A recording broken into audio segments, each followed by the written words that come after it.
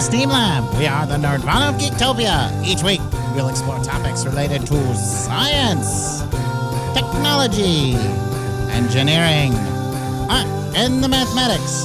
Our mission is to entertain, engage, and educate the Burlington community. Wait, no, the world. Yeah!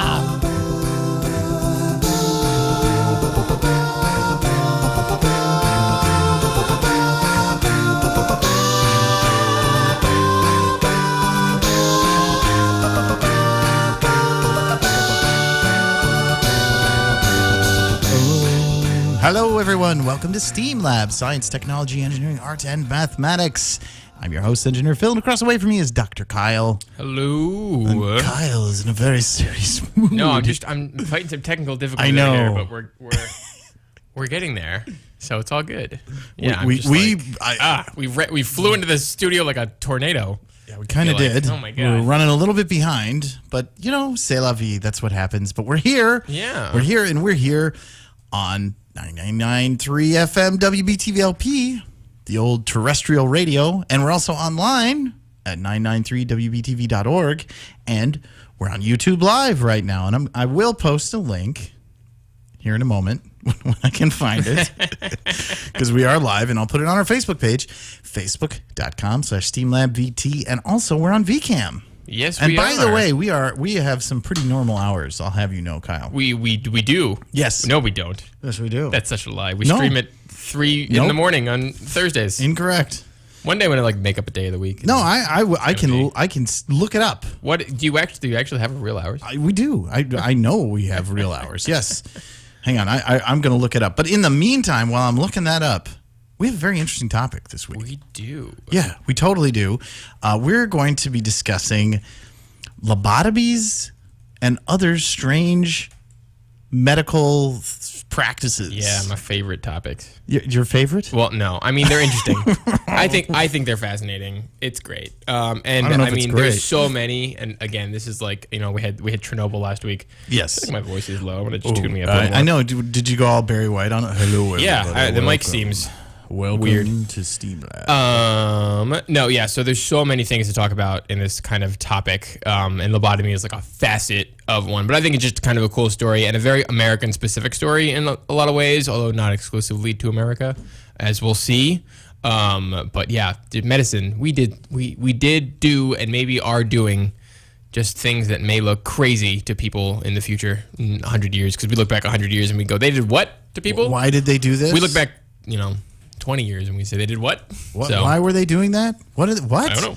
It's an interesting topic all around, I think. And I would say that the whole lobotomy thing, I mean, not everything we're going to talk about here is, rainbows and sunshine. Like there's it's pretty heartbreaking what happened to some folks, because folks didn't quite understand what was going on with people with mental health conditions. Oh, no. I would imagine there were folks that had these lobotomies that were autistic.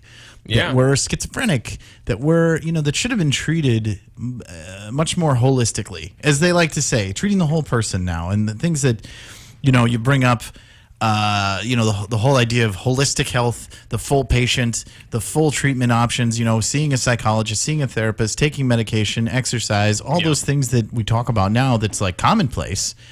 I mean, even when I was a kid, if you were like, well, I'm going to go see a therapist, people would be like, yo, what's wrong, bro? Yeah, well, I mean, you can do a whole episode. There's a lot of stigma around it. Yeah, you can do a whole episode on also just the mental health facilities of the 1940s and 50s, which is kind of the years we're going to be talking about, and it'd be worthy of itself. But yeah. So here we are. We're gonna talk about lobotomies. Yeah. And without further ado, do we have a song or something? Lobotomies. No, I don't. Because we can't play commercialized music. So maybe I have some tunes. I don't have one. No, I know. All right. An article published by the BBC starts as follows: deep in the archives of London's Wellcome Collection, the great treasure trove of medical curiosities is a small white cardboard box. Inside is a pair of medical devices. They are simple. Each consists of an 8-centimeter steel spike attached to a wooden handle. This sounds like a horror movie. These two gruesome things are lobotomy instruments. Nothing sophisticated, says senior archivist Leslie Hall.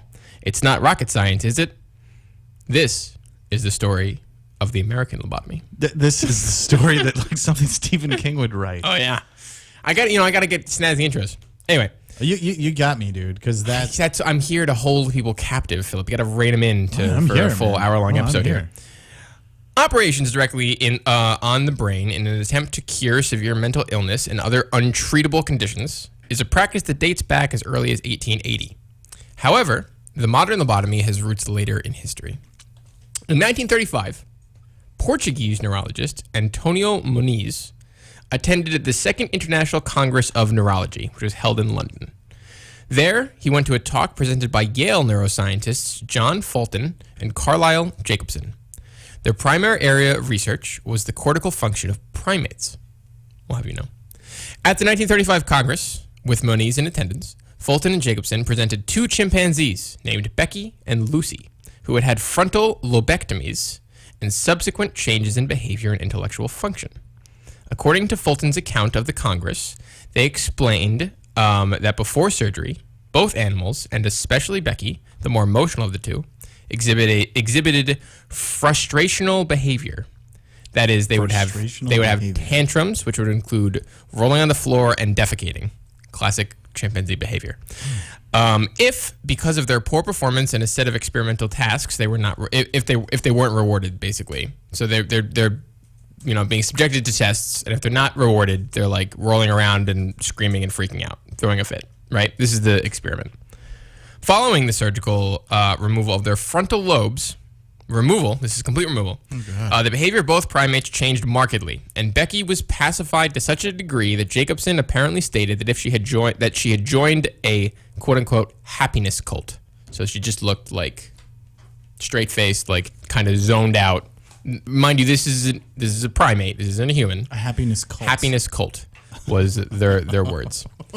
Right? Because that's what we're looking for here. We want everybody to join the happiness cult. We want, right? So think about it. We want obedient people. So think about what the conduct of the experiment is, that they have problem behavior in a chimpanzee. They're not being rewarded. They're freaking out. They just take out a chunk of their brain, and now they're pacified. Oh, boy. Completely. Okay? So now during the Q&A portion of this talk, Moniz is reported to have asked if... How's this? Is it Munoz? I think it's Moniz. Oh, okay. So I think it's Moniz or Moniz. Okay. Again, I apologize to Spanish speakers. Yeah, not Portuguese speakers. I'm sorry. I have no idea. He's reported to have asked this procedure was transferable to humans suffering from severe mental illness. Oh boy. To which Fulton was reportedly startled. Why would you do that? And was said to have replied that in theory this might work, but this procedure was too formidable an intervention. And of course, humans. Athena's got a picture of this guy right away. Naturally. Athena, all-star moves. All-star moves. She's on all-star it. moves. So 3 months later, on November 12th of 1935, in people's brains. So now this guy's thinking about it, right? Moniz and his assistants performed the first series of lobotomies on the brains of mentally ill patients. So he goes to his Congress. Wow. He hears this talk. He gets inspired, and he thinks about it. They ruminate over it. Got it. And 3 months later, he's like, we're gonna do it. We're gonna figure it out, right? Because this is mental illness to these people at this time. Right. By February 1936, they had operated on 20 patients suffering from various forms of mental illness, ranging from depression to schizophrenia to mania. The results of the surgeries were reported as follows: 35%, or 7 cases, improved significantly. Another 35% were somewhat improved, and the remaining 30%, which was 6 cases, were unchanged. There were no deaths, but he did not consider that any patients had deteriorated following the procedure. So he didn't track them for long, right? Well, I was going to say. We'll get into misreporting of statistics years later. So these like immediate reports. However, complications were observed in each of the leucotomy patients, which they called them. So it wasn't called lobotomy yet. So at this point, it's not called lobotomy; it's called a leucotomy, right? Because it's like the device they use is it's like a leucoscope or something. Right. We'll get to who calls it or what they call it eventually. So the side effects included increased temperature, vomiting, bladder and bowel incontinence, diarrhea, problems with your eyes, as well as psychological effects such as apathy, lethargy, timing and location disorientation, kleptomania, and Oh. abnormal sensations of hunger. And this is after the surgery? This is after the surgery. Oh, great. So, we went in, we scrambled some brain stuff, so actually Moniz was like This is removing. good side effects, everybody. So, important note, Moniz's surgery was more like chunking portions of the brain out kind of thing, like going in like circular. Like, I think he actually removed sections of the frontal. Everything's done in the frontal lobe. Because at this point, when you think about the brain, this is my neuroscience coming out. You have the frontal lobe, which is like, people refer to it as like your personality. Yeah. And then you have like your occipital lobe, which is in the back, which is like your eyes, your temporal lobe, which Right. is hearing, your parietal lobe, which is like motor functions, and your frontal lobe in the front, right? Well, it's like the famous story about Phineas Gage. Yeah. The rod that went through his skull in Cavendish, Vermont. Yeah. Look it up, everybody. Exactly. That happened in Vermont. So What do he you know? basically gave himself a lobotomy. This is true. In a He sense. totally changed his personality. He went from being like this super nice guy and Like then he, super irritable. Yep, and then he had this 13-pound iron rod because he was tamping. I mean, that's always a good thing to do with dynamite. Oh, yeah. Take a big iron rod but that wasn't Poke that wasn't on purpose. No, it was an accident. This was an accident. So the lobotomy is like Intentional. From intentional and recommended. from somebody's point of view. Okay. So Moniz would later go on to win a Nobel Prize for his work in pioneering this procedure. Oh, winner, chicken dinner. Got another picture of this guy at the end. Enter, stage left, Okay. American neurologist Oh, here we go. Walter Freeman. Hold up on the picture, I guess. Born on November 14th, 1895. Oh, wow. Freeman had medicine in his veins. Oh, His literally? grandfather, Heroin? his grandfather was a well-known surgeon in the Civil War, and his father was a successful doctor. Freeman completed his undergraduate education at Yale University and graduated top of his class at the University of Pennsylvania Medical School, where he specialized in neurology. So this guy's no joke. She's smart. He's a smart guy. Smart cookie. Yeah, He he's knows smart. what he's Yeah, doing, right. knows what he likes. He likes cutting people's brains open. He likes neuro. At the time, Freeman was also, and this is an interesting fact, because again, we're talking about mental illness in like the 1930s. Right. We don't know anything about it. No, Nobody nothing. knows anything about it. No. We just see people are behaving differently. We don't know why. We have loose ideas of how to treat Something them. wrong with their brain. Mental facilities are terrible. We're like Sure. very mistreating them. We don't know. But Freeman was actually one of the few scientists who believed that mental illness had a physical component rooted in the brain, which is surprisingly close to proposed models today. So this guy, in some senses, was actually ahead of his time a little bit in that he thought that, okay, mental illness is, people are blaming it on like Freud, is saying like taking the whole psychodynamic approach and he's saying we're going to talk it out and it's all rooted in your subconscious, right? And that's how you're treating mental illness. He's thinking that there's some biological functions and that there's something screwed up in your brain that's causing these behaviors, right? Which at the time was radical and now, today, is actually more commonly believed than ever before. When you talk about like neurological pathways and disruptions of like different like neurotransmitter levels or deterioration. Well, then of certain people parts. just develop new Right. pathways, too. Exactly. So in some ways, this man was actually ahead of his time. Not to justify anything that's about to follow this whole story. Well, time out. I think, before we kind of categorize these scientists and medicine people as just like Dr. Frankensteins, you're not going to make progress unless you try stuff, Okay, stay tuned. Oh, God. Okay, am I justifying bad behavior? He learned about Moniz's work in 1935. He met him at this. He actually met him at the Stay same tuned. conference, and then met him a couple times later. And Moniz would kind of become. He looks this like such kinda a nice guy. right? But he kind of become like this little idol and a mentor figure. He looks so nice. Look at this guy. He's got a beard right. and glasses. He looks like So grandpa or so something. he becomes fascinated with the whole idea of lobotomies or Gotcha. lobotomies, right? But because he had lost his license to perform surgery after a patient actually died on his operating table, Freeman had to enlist the help of a neurosurgeon named James Watts to perform his procedure. Together, That must not have been the only thing. There must be Well, more you to don't the know. story. But You know what I so mean? let- Because people if- die on if- the table all the time. yeah, but also, like stricter rules of medicine, whatever. So basically, this guy has no license to practice surgery. He's a doctor. He's still a doctor. He still went to medical school, but not a surgeon. Gotcha. Which is true. You have to go through specialized training. Well, yeah, to be yeah. a surgeon. It's like I'm a And you pilot, can- but what are you licensed to fly? Yeah, and you can fail that, and you still be a successful doctor. But so this guy's not a surgeon. right? Oh, boy. So he brings in another neurosurgeon, an actual neurosurgeon named James Watts, to work on this. So together, they modify Moniz's procedure to instead sever the connections between the prefrontal cortex, which is that the frontal lobe, Yeah, and the thalamus, which is a brain region in your midbrain, which at that time was believed to seat human emotion. This is not what the thalamus does. Right. Thalamus serves in like sensation. Actually, every sensory pathway besides smell has a like nucleus in there that is channeled. It also deals with like arousal and waking up, and like motion and perception and things. Like there's a whole like basal ganglion pathways are all related in like Vision? movement. Not vision. Well, vision has a nucleus in there that moves on to it. But it's not. So it's got like touching and sensation and touching and perception and touching and like arousal, but not really a play in emotion. But at the time, they thought it did. Well, Mind you, what I just said Yes. in describing what this thing actually does, and when we think about what happens when now you disrupt it. These are not unimportant functions of the brain. I find it funny that they're so motivated to do this surgery that has these severe side effects: vomiting, bladder and bowel. But they thought it would, apathy. again, thought it would help. Okay. All right. So they together coined the term lobotomy, and their procedure was dubbed the Freeman-Watts Standard Prefrontal Lobotomy, or as they like to call it, the precision method. Oh my God. And they put their names on it. Yeah. Yeah, that's great. It's like John Carpenter, the director in Hollywood. All of his movies have to be not just Halloween. It's got to be John Carpenter's Halloween. So these guys, Yeah. So they coined it. They made a surgery out of it. Oh, we would put our names. Huzzah! The Freeman, not uncommon necessarily. They were saying huzzah back then, right? Sure. Huzzah! In 1935. I don't know. In America? What? Bully! I feel like that's an English thing. I don't know, man. So they practiced first on cadavers in the morgue, of course. naturally. Good because place. when we're talking about, Yeah. interpreting emotional side effects, what better person to practice on than a dead body to figure Great. out if the thing you're cutting has an effect on something? Well, they're practicing. Is someone dead?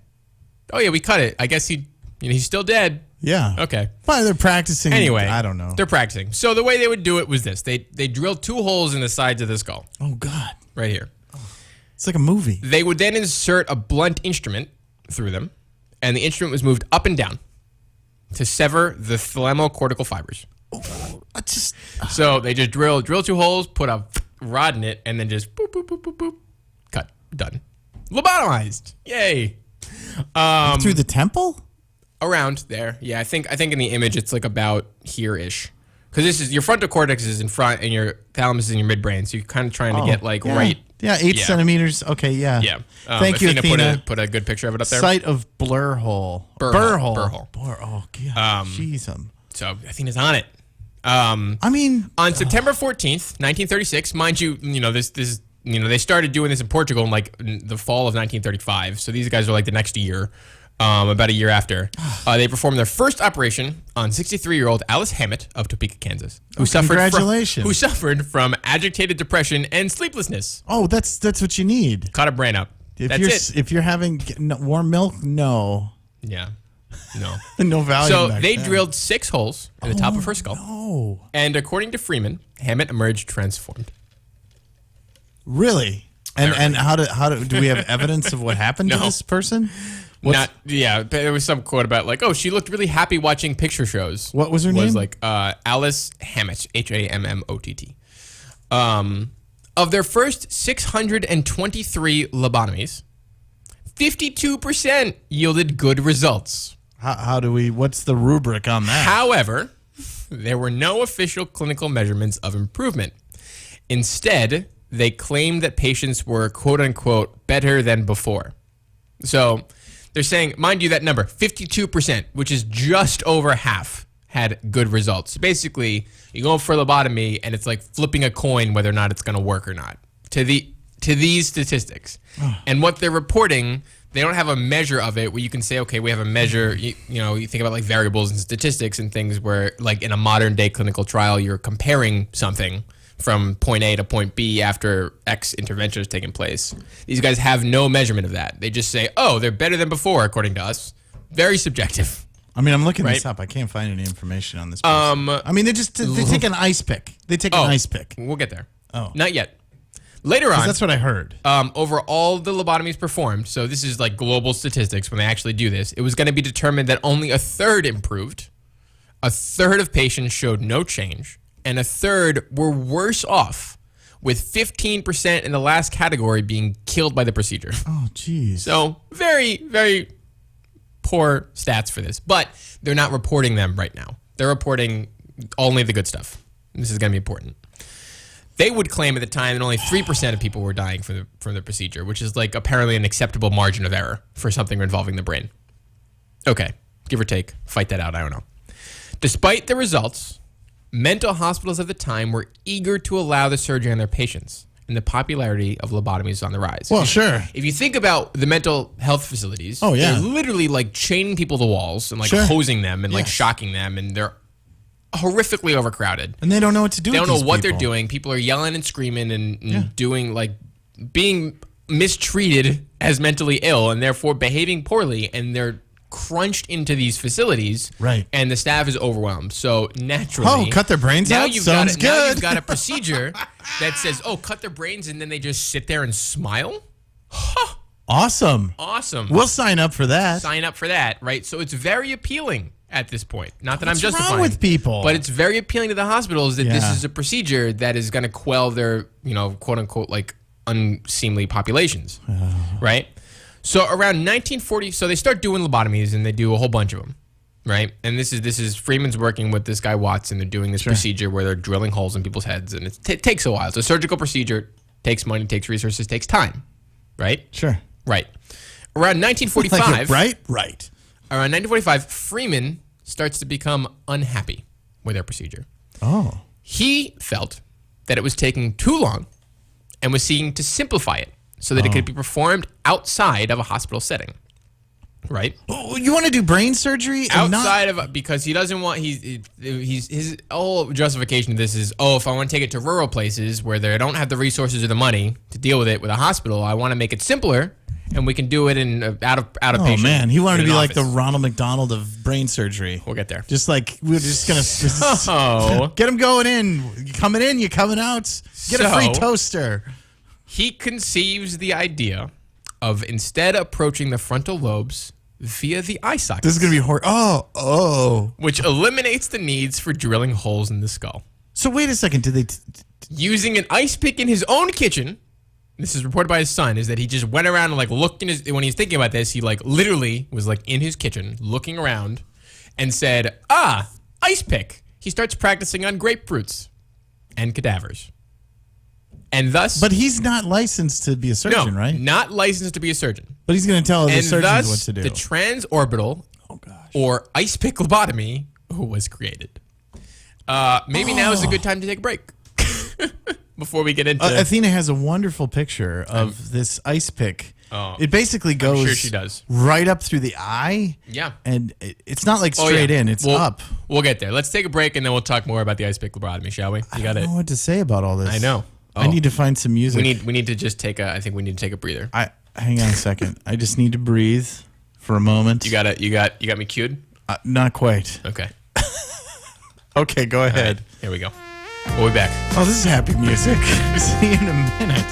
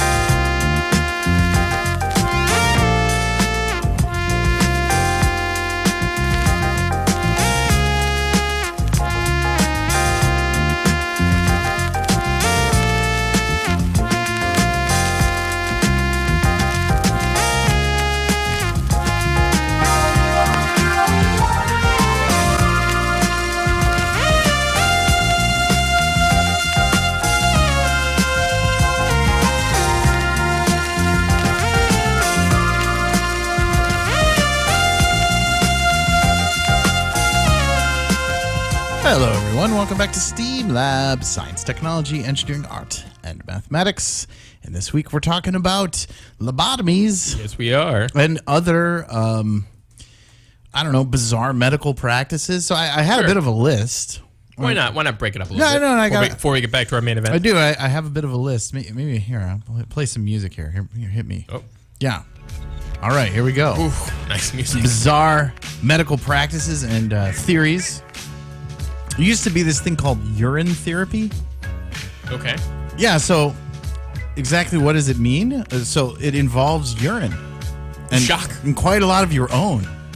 So Okay. it's been used as a curative in both the medical and cosmetic worlds, and in many cultures and eras, which have included the Romans, the Renaissance period, China, India, France, and some Western culture to this day. It uses, in many, teeth whitening, skin protection, acne cures, strep throat, Nice. broken bones, Nice. urine therapy. Cane It's great, yourself. yeah. Probably back in the late 1800s, you had children's soothing syrups. Okay. And, you got an annoying, rambunctious kid. What can you do with them? Knock him out with the syrup. You give them some syrup. And so these Just, syrups... just poison him. Okay. They had mixtures of morphine, sulfate, chloroform, So legitimately poisoning. yeah, codeine, heroin, powdered opium, cannabis, indica. Perfect. I know, like they're seriously, like literally mixed in. Right? Amazing. Just amazing. Just what you kids misbehaving? Just Children's soothing syrups. That's what we need. Yeah. Mercury. Ah. I don't feel well. Better ingest some mercury. Oh, mercury's great because then it would like. Sounds like a particularly good advertisement. Yeah, I think that the cycle of like mercury was that it would like it's like kind of a laxative. Uh-huh. So they would give you mercury and then you'd like have diarrhea and then they give you opium to like constipate you. Yes. And then you'd be too constipated, so, So you you give you more just mercury. go back and forth. So you just go back like this endless cycle of like mercury and opiates. Yeah, one Chinese emperor in particular, Qin Shi Huang, was so obsessed with seeking an elixir for eternal life that he ingested a mercury compound that was given to him by his doctors and scientists. Ironically, it killed him. Oh, So it no. didn't. Got a cough, Kyle? No, not for this procedure. Heroin. Shock. Most of us understand that the drug heroin is indeed not very good for you. And for some of us, it may provide a decent income, I guess, maybe if you're sitting on the street corner. But back in the day, heroin. Yeah. So, oh yeah, lobotomies. Yeah, we already talked. We're talking about bloodletting. Bloodletting. Leeches, yeah. So like 2,000 years ago, until like the late 19th century even, bleeding oneself to death doesn't seem like a good pastime, but it's basically, if you if you're injured or something, bloodletting. Yeah, that makes sense, right? Perfect. Oh yeah. Sure. Okay. Here's another one. Trepanning. Oh, that's holes in the skull. Just Yeah. a fancy word for taking a drill to your head. Yeah. And seeing what happens. They thought it would release the demons, like cavemen used to Or do just to like each other. pressure or whatever. Yeah. Okay, so this is one that I actually experienced. Ear candles. Oh yeah. I did this over at my father-in-law's house, and it's yeah. Anyways, so psychic surgery. Oh. You ever heard of these? No. So, like most things relating to psychic or paranormal happenings, the practice has it's a hoax. Yeah. So, Andy Kaufman. Yes. Andy Kaufman died of a very strange large cell carcinoma, lung cancer, and he never smoked. But he actually went through this. So there's this doctor in the Philippines where you like lay on a table and then they like they use chicken guts, but they pretend to pull things out of your body. Ah, perfect. And it's like psychic healing. So it's like people believe they were removing bad stuff when really they were just pretending to. Interesting. Kind of like, I don't know. So there you go. There's some strange bizarre medical practices. And we do a bunch of other things too. Yeah, we but do. yeah. Anyways. Anyway, shall we continue with our Yeah, main no, event? continue. Okay. Continue. I have to call my wife back here real quick. Oh, jeez. Yeah. You're I know. You're gonna step out? Not just for a moment. Well, I'm going to listen, totally. Are you? Yeah. Okay. Keep going. Okay. Because here's the thing. We're getting to the good stuff. You're doing a good job. Yeah. But I Okay. have to see what's going on here. Okay. That's fine. Now everybody needs to know. Okay. All right. You keep talking. Okay. Are you gonna? You're listening to the? Okay. I'm listening, totally. Righty. So we were talking about lobotomies, and Philip's walking out of the studio, clearly not listening. And we just got into ice pick lobotomies. So, what an ice pick lobotomy is the procedure began with electroconvulsive therapy to render the patient unconscious. It then involved lifting the eyelid. Oh, you coming back now? Yeah, I think we should check. What? Is that okay? We should what? Sheila, what was that you were talking about? Oh, okay. There's a box in our living room with lettuce on the bottom. I thought we had a new pet, but it had The kids were. Oh, the kids are playing with it. They I were. think They were the pets. Grace was feeding Amelia. Yeah, that's what happened. I thought there might be a missing rabbit or something in our house. I think we might need to lobotomize one of the kids. Oh, they're misbehaving. Take an ice pick to their eye. Either that, or we could get that syrup I was talking about. Are you listening to the show, darling? Absolutely, you're in stereo right now. Oh, wow. Nice. I love being in stereo. Okay. All right. All right. Love you, darling. Love you, bye. Bye. Sorry for the confusion. Okay. Anyway, back to ice pick lobotomies, shall we? What a segue. what kind of? So now the big thing about ice pick lobotomies is that you don't need to be in a hospital. Oh, great. Right? That's super. So you don't need the fancy anesthesia thing. Oh. So the procedure instead, to begin, because if you go at someone with an ice pick to their eye, they're gonna probably Athena freak just out a pulled little up bit. this picture of this guy. He's got his it's the Oh, gun yeah. show. Yeah. He's not even. He's wearing like a wife beater. Oh yeah, he is. So instead of doing the anesthesia thing, they would start with electroconvulsive therapy to render the patient unconscious or just in an like a subdued state. How do they know what state they're in? You just shock them a little bit. Just shock 'em. Shock their brain. It's Shock fine. them. It then involved lifting the upper eyelid and placing the point of the pick under the eyelid and against the top of the eye socket. A mallet was then used. A mallet, mind you, was then used to drive the pick through the thin layer of bone and into the brain, along the plane of the bridge of the nose, around 15 degrees towards your interhemispherial fissure. Around 15 Yeah. degrees, because this is done with such precision. Oh, such precision. Did they have like a tool? The Like, pick- did they at least the use a pick- protractor? The pick was malleted 2 inches into the frontal lobe and then pivoted 40 degrees at the orbit. Oh, yeah, there's the tools. There we go. 40 degrees to the orbit perforation, so the tip cut towards the opposite side of the head, so towards the nose. They stick it in your eye and then pivot it right towards your nose. Oh. It was then returned to neutral and sent to further 4/5 of an inch into the brain before being basically windshield wipered motion to each side. Oh, this is the. And then windshield. withdrawn. Yep, just a quick, and then pulled out, and then you do it again in their eye. Oh. The whole procedure took about 10 minutes. Real quick. The first ice pick lobotomy. Oh, now, mind you, jeez. the first ice pick lobotomy was performed by Freeman And he's not a in licensed surgeon. 1946. He's not a licensed surgeon. Though he hid his new technique from his partner Watts. So originally, he's not telling Watts about this. He's just doing it himself.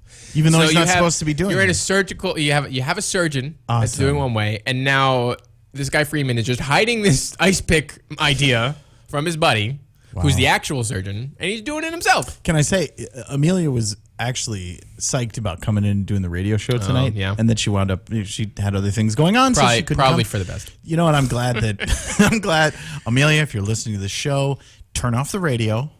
This is a scary show. So now, get this. Yeah. Because of the use of electroshock therapy, Oh. Freeman no longer needed an operating room to perform his procedure. Yeah, because he didn't need to be a licensed surgeon Didn't need a anymore. licensed surgeon. So he Okay, now I began- see where the motivation is. So he began conducting his surgeries in his office in Washington, D.C. Oh, look, people are watching him do this. Oh, yeah, we'll get there.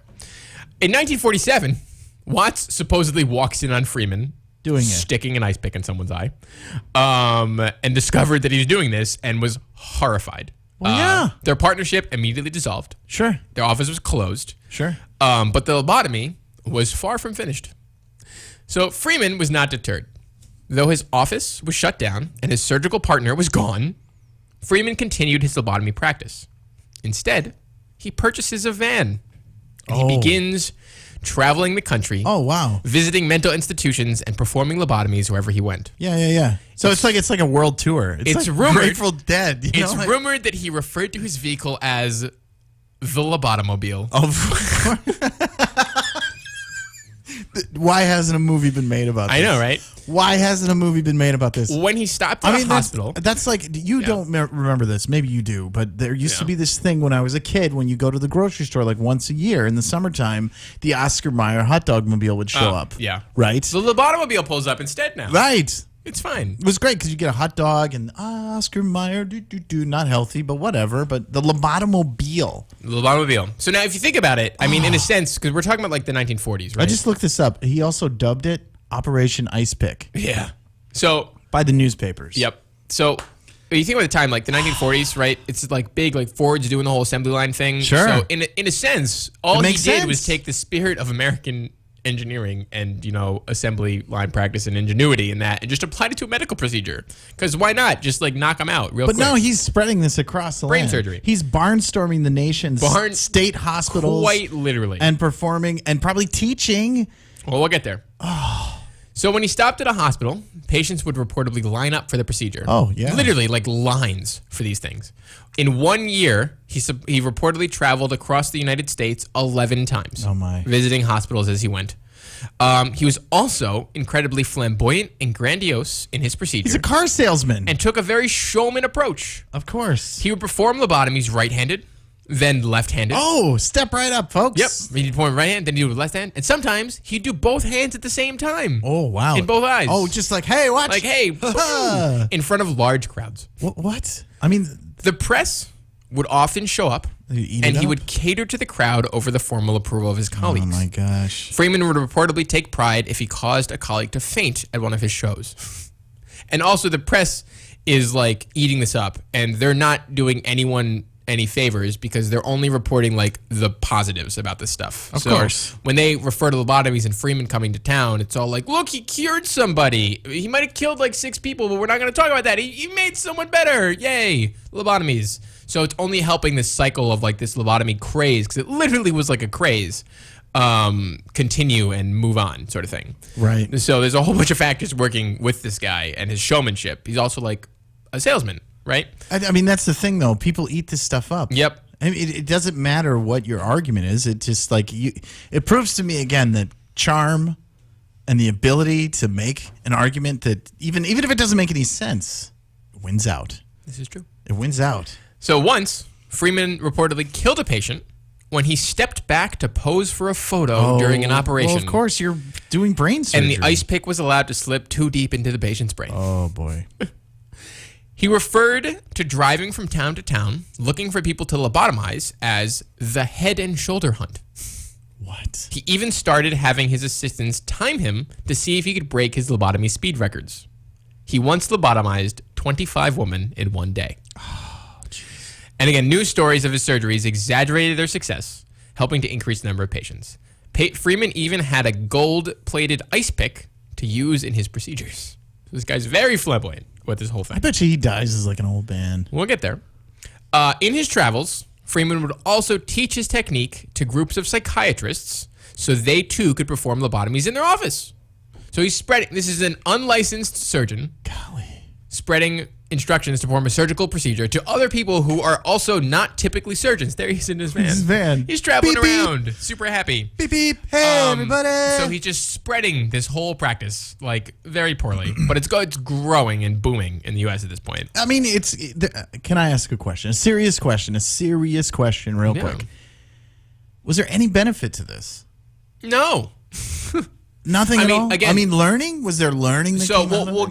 get to There maybe must be an something. abstract, I mean, abstract benefit to Are we everything. that stupid? We'll get to it. But and again, reportedly, 30% got maybe better, right? But when you think about like the cost benefit, I don't know. I'd argue not. But maybe there's like a handful of cases. I mean, I that guess there's it was just worth to it. me, there's no And precision involved. We do what's called like split brain procedure. I was looking it up. There are Things like yes. for severe cases of epilepsy Sure. that are treatment resistant. Even still You today, will cut people a will section of the brain out, They don't but cut. that's- No, they don't. They don't do that. what they do is your brain is in two hemispheres. Yes. So you have a right brain and a left brain, Yeah. and it's connected by this series of fibers. Yeah. And basically, for a split brain operation, they sever that connection. They don't remove anything. You just make it so the left brain can't talk to the right brain anymore.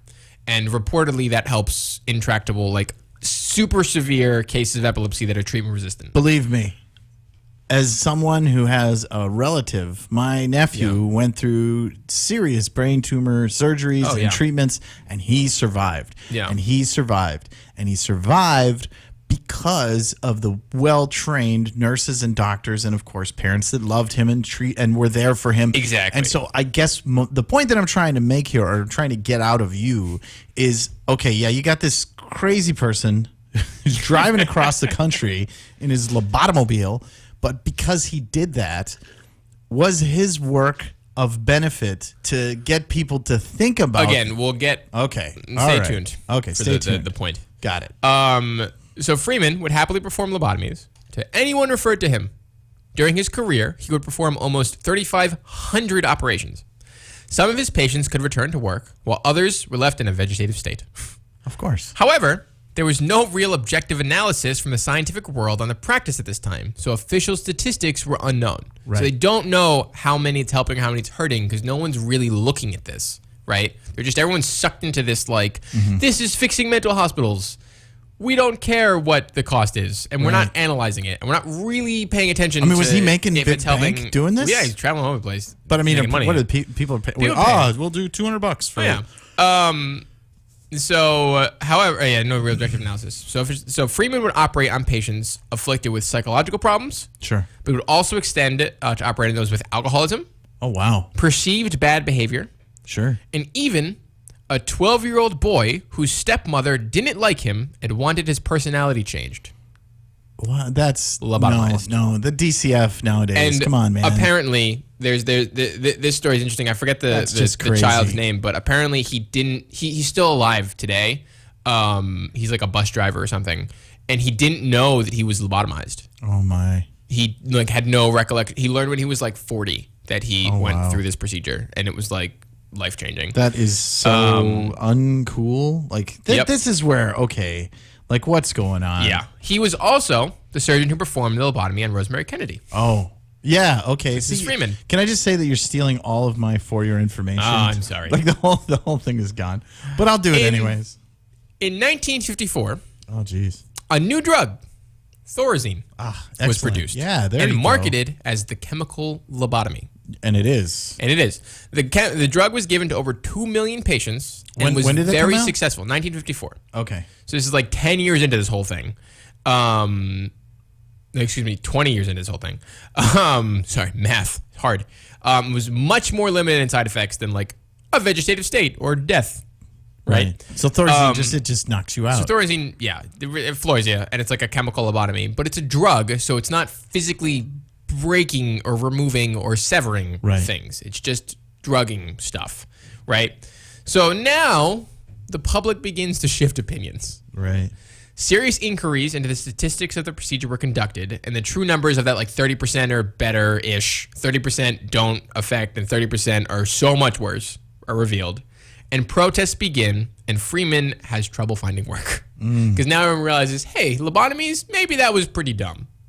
However, despite this, Freeman moves to California because, they're susceptible Sure. to weird medical procedures that may or may not work, and the home of the whole anti-vax movement and etc. Sure. But we'll leave that where it is.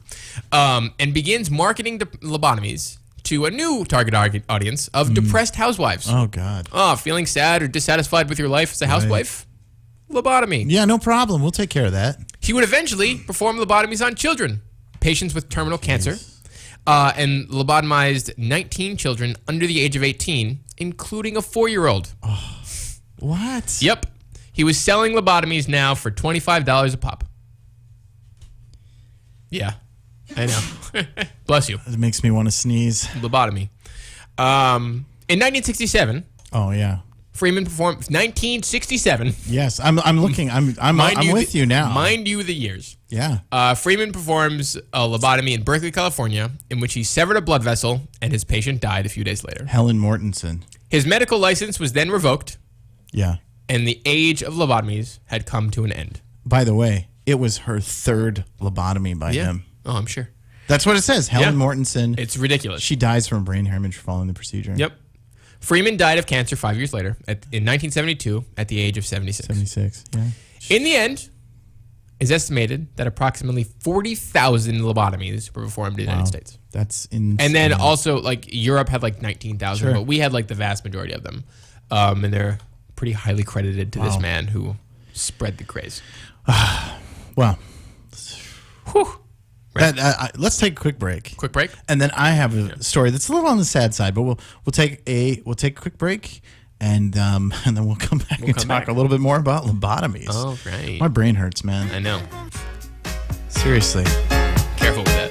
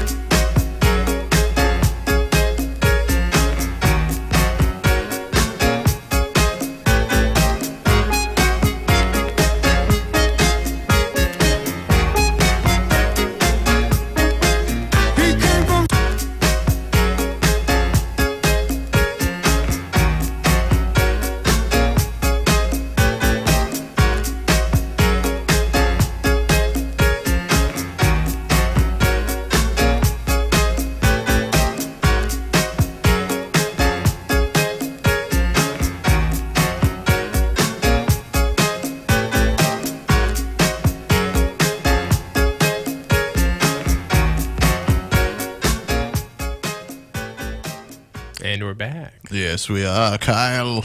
Oh, Oh, yes, Kyle. oh, there it is. Kyle. This is for your information. And Kyle, I don't have much to share this week because I've stolen pretty much everything. Perfect. And this has been for your information, Kyle. Oh, that was it? I got nothing, man. You took Oh, it all. nice. Wow, I didn't even see that. I'm Took sorry. everything. I just wanted to see Beaker come up on the screen. That's it. Oh, perfect. I honestly, you had every fact that I had. Psychologist Walter Freeman renamed and simplified the procedure. Blah blah blah. 1940s, over 40,000 Americans. Joe Kennedy had a lobotomy for one of his daughters. Everything you stole it all. But what you don't have is the next story that I'm going to tell, and it's sad. It's a sad story. Yeah.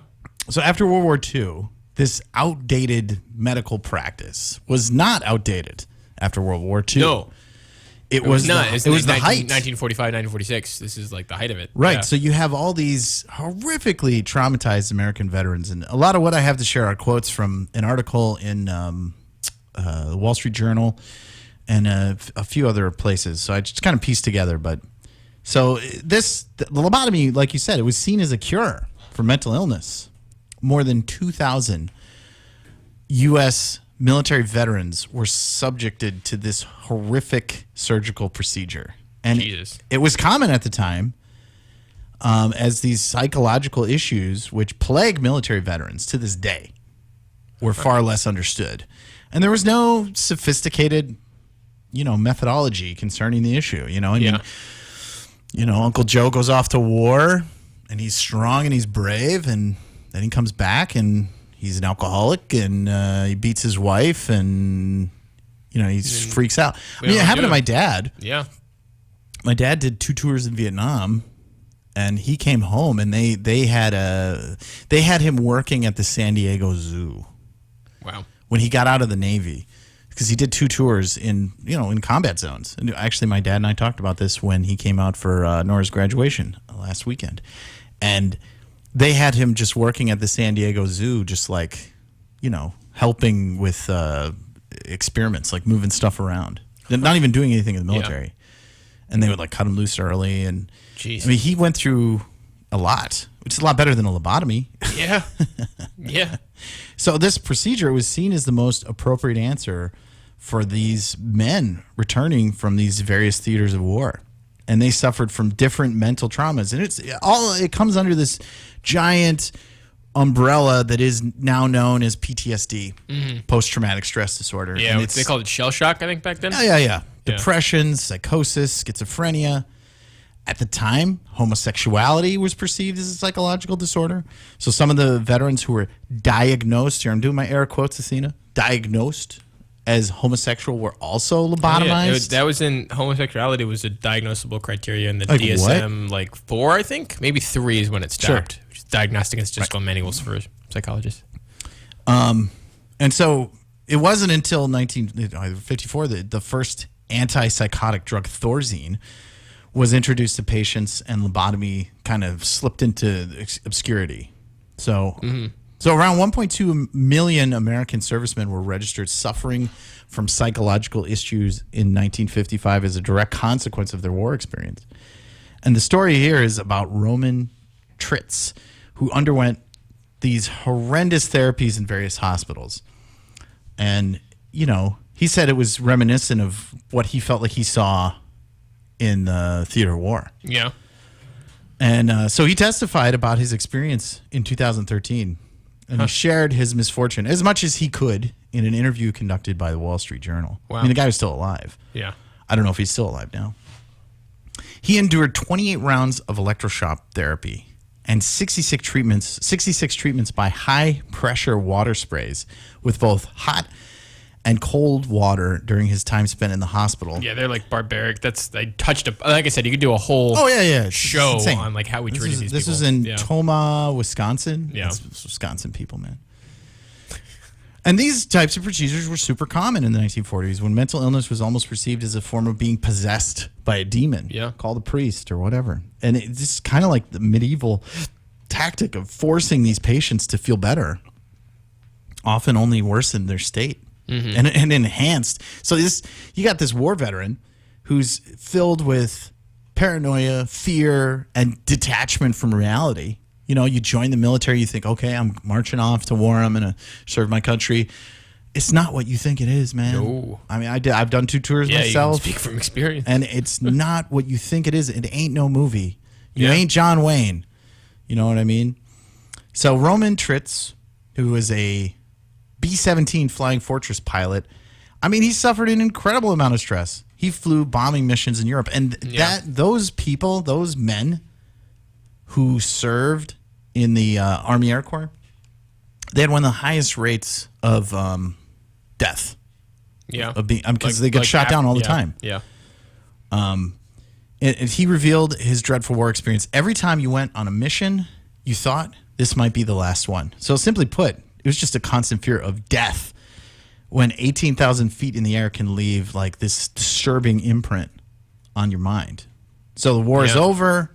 He's discharged with a clean bill of health by military doctors. I mean, basically, you know, when they're discharging all these people, he probably walked through and the doctors were like, all right, 4 fingers, 2 thumbs, both legs, both arms, okay, your head's attached, stamp. Yep. You're good. You're good. Get out the door. And it wasn't until the late 40s, and I mean, I'm sure like these men, they get home, they survive. I mean, you survive. Yeah. The war's over. It's a big party, big celebration. We're home. Woo! Yeah, but you're still living. 1945. It's a really tough time period in America. Yeah. You know, it wasn't like booming No, for you're just everybody. coming out of a depression. Yeah. So he gets home, and you know, late 40s, his mental issues surfaced, and his health started to deteriorate. Yeah. And as his therapies seemed to do him more harm than good, the doctors decided, well, let's see, we sprayed you with a water hose, high pressure fire hose with cold and hot water. We electroshock therapied you, so I guess we're gonna go with a lobotomy. It was like the last Oh resort. God. Because they didn't respond to other treatments. How about let's talk to the person, you know? Yeah. You know, no, talking wastes too much time. Too much money. Oh, let's not talk about this stuff. Oh, Athena, of course, finds a great picture of this guy, you know. So yeah, I mean, he went through this. So now it's like last resort. We're going to do a lobotomy, and his psychiatrist, Dr. Max Fink, who's at the time working in the Kentucky Army Hospital, admitted in an interview with the Wall Street Journal that the doctors back then were not sure about the criteria for a lobotomy. Mm-hmm. I didn't think we knew enough to pick people for lobotomies or not. It's just that we didn't have anything else to do for them. Yeah. If I could swear right now, I would. Yeah. I'm going to say bullcrap. Yeah. Another word for that. Yep. That is a bunch of crap on a stick. Yeah. We don't lobotomize people anymore. Yeah, right. Clearly, we're doing something Sure. else. Yeah. So the highly controversial use of the procedure left many people permanently damaged. The results often varied. Like you said, some families claimed the lobotomy had a positive effect on their troubled loved ones, pacifying them and bringing them closer to a normal life. Others were faced with people, they turned to vegetables, further widening the gap between themselves and the world. Also, there was an 8 to 15% mortality rate among lobotomized patients. Yep. And the medical community in the late 1940s continued to claim that the lobotomy was overall a good thing. Mm-hmm. So it wasn't like this Freeman guy was Dr. Frankenstein running across the countryside. Yes, he expanded it. It wasn't just this one guy. No, it was a bunch of people. Right. That's the thing, yeah. Yeah, it's kind of like when we talked about Chernobyl last week. It wasn't Dyatlov. Yeah. The one guy, it was the system. The whole system. It was the whole system. Yeah. And throughout history, warfare has inevitably been accompanied by mental illness, and it's suffering that many people they witness and survive, and it's engraved in their psyche. Yep. And they need to talk about it. So it's the lobotomy. 2,000 of these vets, they come home and they're hurting and they're sad and they need something more than a lobotomy. Yeah. This was a fun topic. On that note, we have to wrap up the TV show. Oh yeah, we do. Because we have yeah, you're right. minute and a half. Yeah. But we'll talk more about this and maybe happier stuff. Oh yeah. In the next hour. So stay tuned, radio folks. Totally will. Okay, so let's. Yeah. Okay, hang on. I know you got to collect yourself. We got a hot minute and a half. Go. Happy music. So, by the way, this program is made possible in part by Burlington Telecom's Lifeline program, promoting a digitally inclusive community by helping Burlington residents afford the internet tools they need to reach their full potential. Learn more at burlingtontelecom.com. And by the way, we're on VCAM. If you're watching us on VCAM, listen to us on the radio, 993 FM, WBTV LP, Burlington. And you reach the end of another episode of Steam Lab. Connect with us on Facebook, facebook.com/SteamLabVT, and Twitter @SteamLabVT, and we never use it. We will see you next time in the Challenge Zone.